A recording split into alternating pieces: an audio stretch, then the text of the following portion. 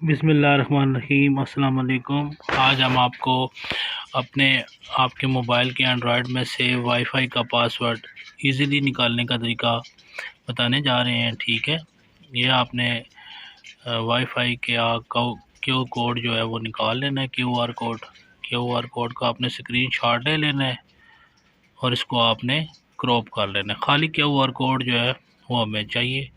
ठीक है, Q R code को जब आप क्रॉप करके सेव करेंगे तो ये आपके मोबाइल की गैलरी में चला जाएगा। उसके बाद आपको एक वेबसाइट देते हैं, वो आपने वेबसाइट जो है वो ओपन करनी है। ठीक है जनाब, ये वेबसाइट है जनाब zxing.org। ठीक है जी, इसमें आपने वो जो आपने क्यू आर कोड सेव किया था अपनी गैलरी में, वो आपने इसके अंदर सबमिट करना है।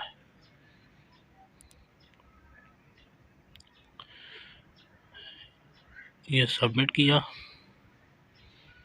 बस इतना सा काम आपने करना है। यहाँ पे आप वेट करेंगे थोड़ा सा।